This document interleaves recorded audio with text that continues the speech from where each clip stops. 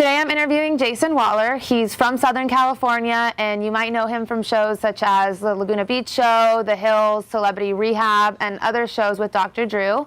And he's had a very public struggle with addiction, but he's here to talk with me today about how he's overcome addiction and how he's here to help other people. Welcome, and thank you for being here today. Of course, thank you for having me. So I kind of want to start with the worst things that people have said about you and kind of when you were at rock bottom. When you became a reality star, you were kind of known as a bad boy, and the press always said the worst things about you. What were the worst things that you ever heard someone say about you? I mean, I think a lot of it was just I don't know how bad it necessarily was. I think it was more of like just the over partying, just womanizing in a sense. I mean, I think that's just how the character was created on TV. I really do believe that, and I think when I was going through the thick of it, people gave it an opportunity to really kind of elaborate on that. So, but I would say in the category of just being a jerk or an a-hole. Looking at that from the outside, it's so difficult to sympathize because it's like, hey, this person has everything. They're partying, they're driving around in a nice car. I don't feel bad for this person. What do you have to say about addiction and depression and mental illness and the whole situation? It's a disease, period. I mean, people need to understand that you can, and that's something I had that access to. My point of is you don't have to be a guy that's got a brown bag and you're under the bridge. It doesn't matter if you have $1 million in the bank and you're living life. You know what I mean? There's still the element of addiction. Success almost makes it worse because you can justify for your disease. Oh, I have this, I have that, so I don't really have that big of an issue. And in reality, that's not the case. Yeah. When did you know that you hit rock bottom? I mean, there were so many different elements to my rock bottom, but I mean, there's an example I can give.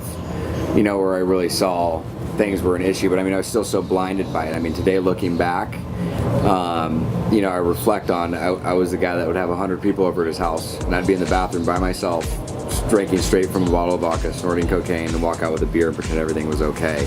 And in reality, on the outside, people thought my life was perfect. He had the fame, the money, the access, the cars, the girls, but in reality, I didn't even want to be around. I was trying to escape reality on a daily basis. It became a way of survival for me. So what were the factors that led to your addiction? Well, for me, I personally believe, addiction is a disease. I was born with it. I think the entertainment business and stuff, it was not a cause of my addiction. It wasn't any part of that. It just added fuel to the fire. I'm a firm believer, Drew kind of touched on that very closely. It would have been an ongoing thing, as I got older. If I were to go to college and do a totally different route, I would have, I just don't think it would have surfaced as fast as it did, just because of all the accessibility. At 18, most of my friends are looking for fake IDs, and I'm being paid to party and travel the world. Yeah. And entitlement, ego, I'm a firm believer. I had an overinflated ego with an underestimated sense of self-worth, and it just kept feeding my disease and my addiction of denial. What are you most ashamed of from your life or from that time? I don't want to sound, narcissistic or egotistical or anything. I mean, but I'm a firm believer everything happens for a reason, and I really wouldn't take anything back because it shaped me into the person that I am today. There's obviously things I wish I wouldn't have done, but to go back and really look at it, I mean, I'm pretty happy with where I've become today, and it's given me a platform to really speak on that. There's a lot of things I would take back if I could, but in reality, it's put me to where I'm at. So, I mean, right. I wouldn't really take anything back. So I'm sure there's a lot of good things about you that no one talks about. What are they? Well, I think in the last, there's been a major transformation in the last 4 years. So, I mean, it's amazing to see the notoriety I have for the positive I've been doing lately. There's very rarely negative things. There is no negative things that come out anymore. It's the blessing of working in a solid program for me and being sober. But in today's light, I mean, there's a lot of, I help a lot of people on a daily basis, and I give back. There's nothing more self-gratifying. So, who has been your biggest positive influence throughout this process? I mean, through God, For sure, I had definitely a spiritual awakening. But I mean, my family was a big role in the support of that, and definitely Dr. Drew, Bob Forrest, a good friend of mine, Paul Alexander, and a gentleman by the name of Mike Netherton were the key supporters in getting me through this. It's nearly impossible to do this alone. So how's your life different now? How do you manage that? So you said you had all this accessibility, and I'm sure you still have it. How do you manage your lifestyle in order to not be able to fall back into those old habits? Well, it's a good question. The thing that I've focused on is I've learned how to do everything wrong. So I look at it, and I've had an amazing life experience. Dr. Drew told me the best thing that I think I've ever learned. He goes, some people have old souls. He goes, you've lived one. And to look at that, I've gained a lot of knowledge, on how to do the right and wrong thing. But I mean, I had to surrender to my disease and addiction of alcoholism and drug addiction. And when I did that, my life was able to transform. It was really hard when you're in the depths of the addiction part. So do you think you are a different person today than you were back then? Do you have a different view towards your life? I have a totally different view. I mean, it's not Jason's world anymore. It's for me, it's to get out and help others. I am not self-centered and self-seeking. I work in the field of addiction and recovery and stuff. Not for money, not for any of that. It's because I suffered from it. My disease almost took me to not contemplating but attempting suicide. And now I remember, like I was saying, with that whole what society depicts as amazing, I had all that stuff, and I was still the person that didn't want to be around. What do you think you learned about yourself throughout your recovery process?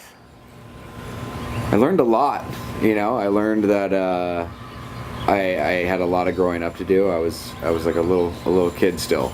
Well, I mean, you were young. You were what, in your 18, 20s? Yeah, and I mean, as you're starting to develop into your adulthood, especially when you're starting to consume and drink like I did emotionally, and I just stopped developing at like 15, 16 years old, basically, because that's when I really started to dive into things. So I had a lot of growing up to do. I was